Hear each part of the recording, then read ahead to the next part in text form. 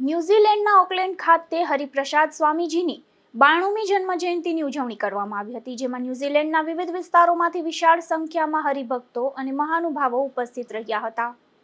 સમગ્ર આયોજન દરમિયાન ભક્તિમય વાતાવરણ, સ્વામીજી પ્રત્યેની અનન્ય ભક્તિ અને ભારતીય સંસ્કૃતિની સુગંધ પ્રસરી રહી હતી.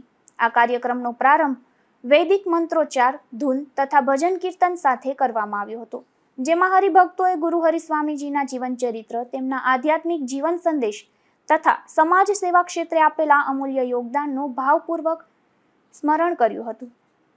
આ ઉત્સવના આયોજન નિમિત્તે સભાખંડને આકર્ષક પુષ્પ શણગાર, લાઇટિંગ તથા આધ્યાત્મિક સૂત્રોથી સુશોભિત કરવામાં આવ્યો હતો, જેને કારણે સમગ્ર પરિસર ભક્તિ, શાંતિ અને આધ્યાત્મિક ઉર્જાથી શોભી રહ્યું હતું.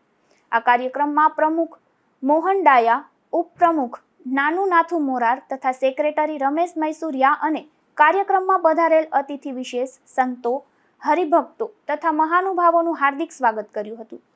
આ પ્રસંગે ખાસ મહેમાન તરીકે ઉપસ્થિત રહેલા ડોક્ટર ગુણા તથા ફીજીથી પધારેલા રોમિત મેઘજીએ સ્વામીજીની મૂર્તિને પુષ્પહાર અર્પણ કરી વિધિવત પૂજન કર્યું હતું.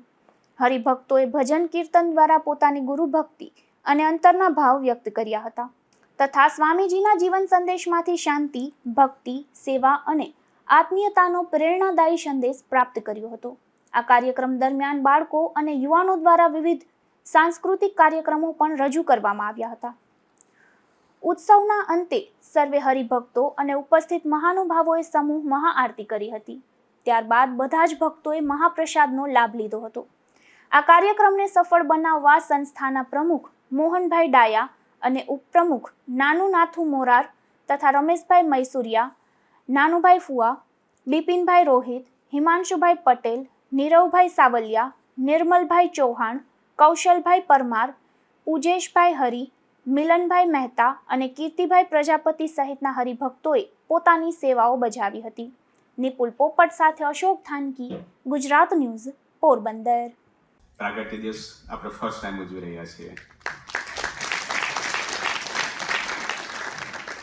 હરિપ્રસાદ સ્વામીજી મહારાજનું સ્વપ્ન હતું કે ન્યૂઝીલેન્ડની ધરતી પર અને ઓકલેન્ડમાં એક પ્રાર્થના મંદિર બને કે જ્યાં ભક્તો આવે, દર્શન કરે, સત્સંગ કરે અને પોતાના આત્માની યાત્રા ભગવાન તરફ ચલાવે.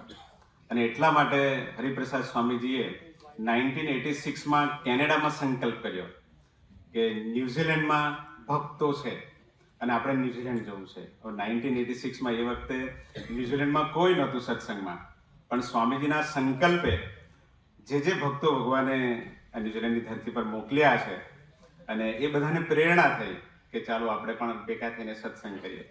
અને પછી બધા ભેગા થયા અને સ્વામીજી 1996માં ફર્સ્ટ ટાઈમ ન્યૂઝીલેન્ડની ધરતીને ગ્રહણ કરી, પવિત્ર બનાવી અને ત્યાંથી 96 to 2020 સુધી સ્વામીજી પધાર્યા.